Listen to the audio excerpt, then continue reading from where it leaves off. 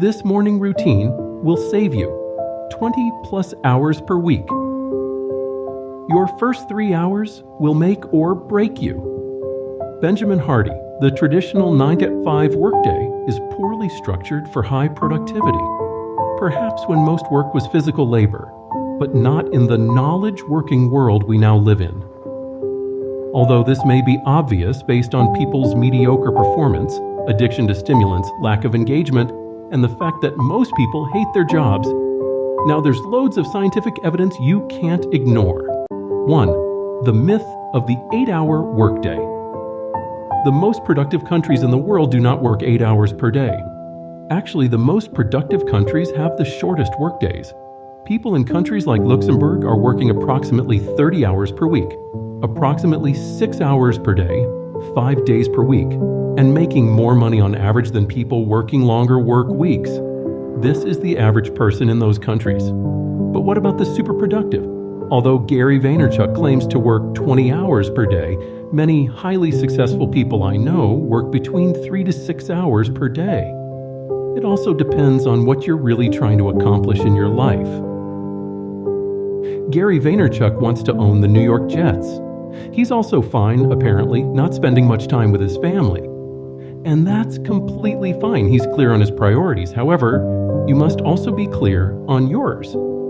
If you're like most people, you probably want to make a great income doing work you love. That also provides lots of flexibility in your schedule. If that's your goal, this post is for you. 2. Quality vs. quantity. Wherever you are, make sure you're there. Dan Sullivan. If you're like most people, your workday is a blend of low-velocity work mixed with continual distraction, social media, and email. Most people's working time is not done at peak performance levels.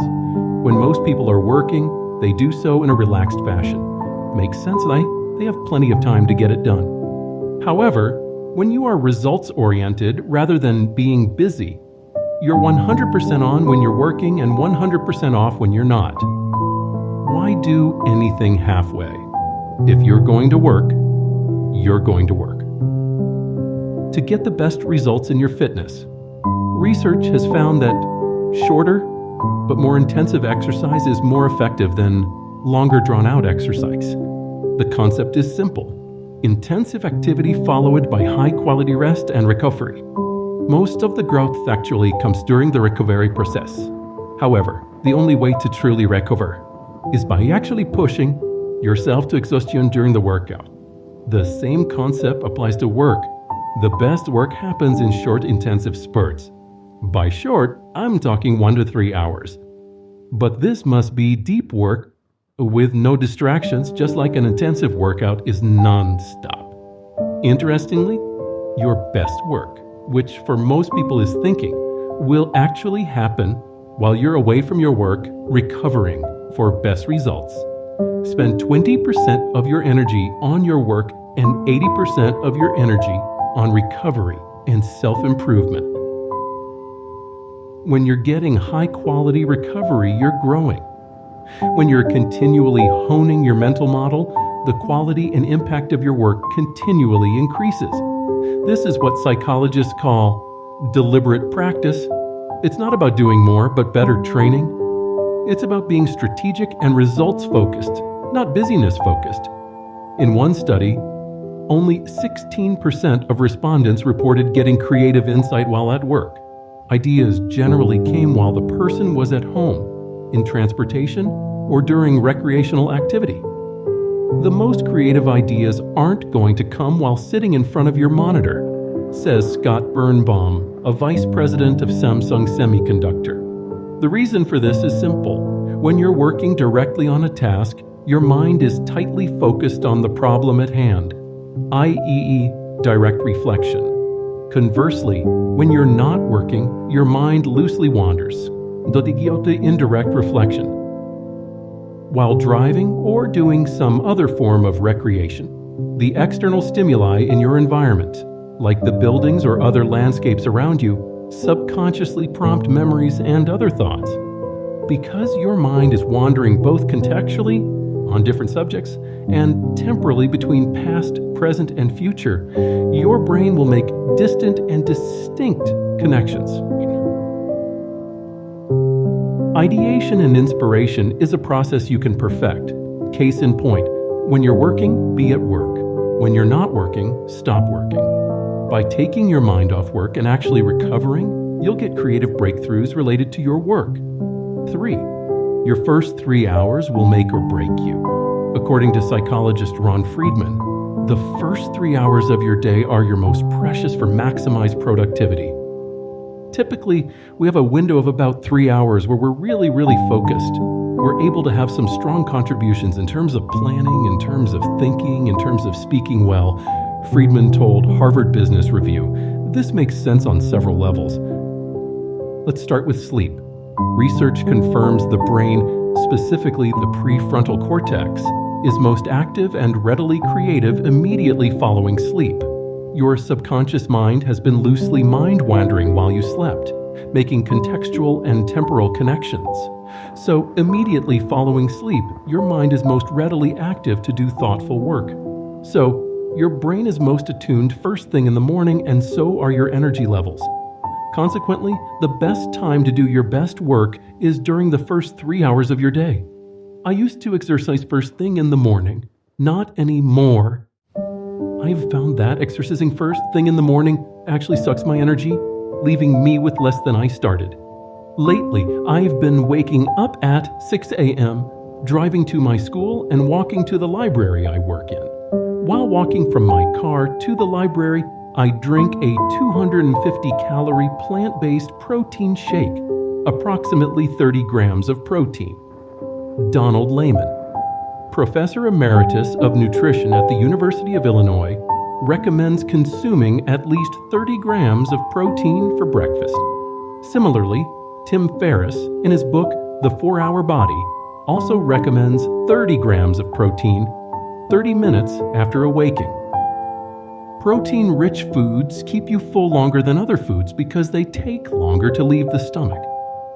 Also, protein keeps blood sugar levels steady, which prevents spikes in hunger. I get to the library and all set up by around 6:30 a.m. I spend a few minutes in prayer and meditation, followed by a 5 to 10 minute session in my journal. The purpose of this journal session is get clarity and focus for my day. Journaling about your dreams is one of the fastest ways into a peak state, so I write down my big picture goals and my objectives for that particular day.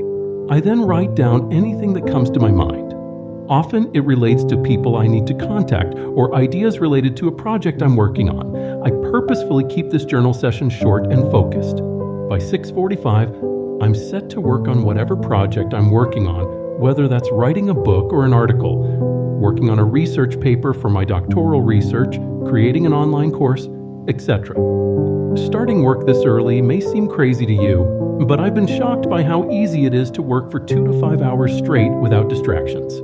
My mind is laser at this time of day, and I don't rely on any stimulants at all. Between 11 a.m. noon, my mind is ready for a break, so that's when I do my workout. Research confirms that you work out better with food in your system. Consequently, my workouts are now a lot more productive and powerful than they were when I was exercising immediately following sleep. After the workout, which is a great mental break, you should be fine to work a few more hours if needed. If your 3 to 5 hours before your workout were focused, you could probably be done for the day. 4. Protect your mornings. I understand that this schedule will not work for everyone. There are single parents with kids who simply can't do something like this. We all need to work within the constraints of our unique contexts. However, if you work best in the morning, you gotta find a way to make it happen. This may require waking up a few extra hours earlier than you're used to and taking a nap during the afternoon. Or it may require you to simply focus hardcore the moment you get to work. A common strategy for this is known as the 90-91 rule, where you spend the first 90 minutes of your workday on your one priority. I'm certain this isn't checking your email or social media, Whatever your situation, protect your mornings. I'm blown away by how many people schedule things like meetings in the mornings. Nothing could be worse for peak performance and creativity. Hell, I am Moden, you are the most highest run scorer in the world, so I am glad for you for thank you. Schedule all of your meetings for the afternoon after lunch. Don't check your social media or email until after your 3 hours of deep work. Your morning time should be spent on output, not input. If you don't protect your mornings, a million different things will take up your time. Other people will only respect you as much as you respect yourself. Protecting your mornings means you are literally unreachable during certain hours. Only in case of a serious emergency can you be summoned from your focus cave. 5. Mind-body connection.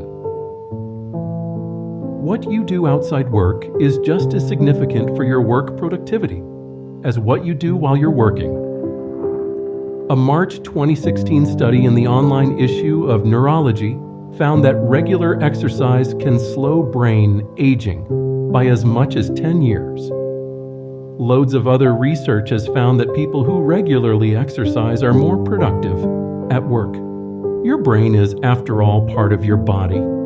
If your body is healthier, it makes sense that your brain would operate better. If you want to operate at your highest level, you need to take a holistic approach to life. You are a system.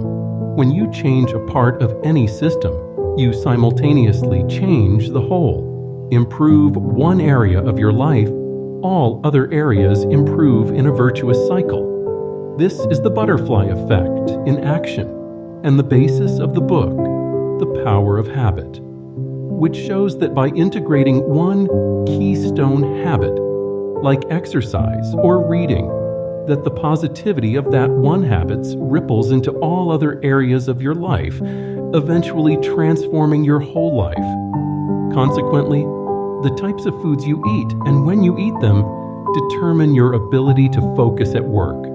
Your ability to sleep well, by the way, it's easy to sleep well when you get up early and work hard, is also essential to peak performance. Rather than managing your time then, you should really be focused on managing your energy. Your work schedule should be scheduled around when you work best, not around social norms and expectations. 6. Don't forget to psychologically detach and play. Research in several fields has found that recovery from work is a necessity for staying energetic, engaged, and healthy when facing job demand. Recovery is the process of reducing or eliminating physical and psychological strain, stress caused by work. One particular recovery strategy that is getting lots of attention in recent research is called psychological detachment from work. True psychological detachment occurs when you completely refrain from work-related activities and thoughts during non-work time. Proper detachment recovery from work is essential for physical and psychological health in addition to engaged and productive work. Yet, few people do it. Most people are always available to their email and work. Millennials are the worst, often wearing the openness to work whenever as a badge of honor. It's not a badge of honor. Research has found that people who psychologically detach from work experience less work-related fatigue and procrastination, far greater engagement at work, which is defined as vigor, dedication, and absorption, i.e.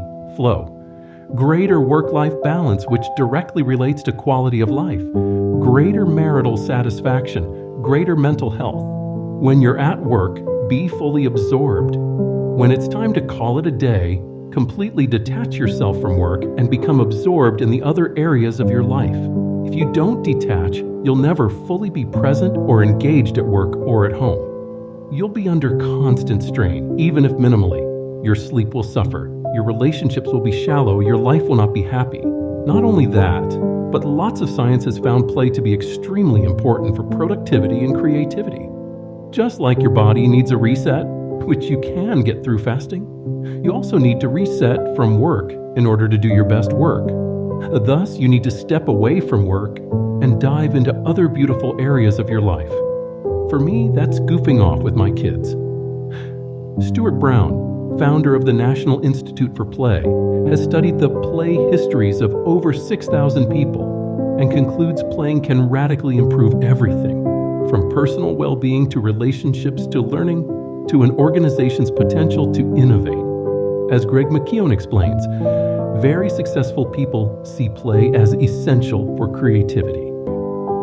In his TED Talk, Brown said, "Play leads to brain plasticity, adaptability, and creativity.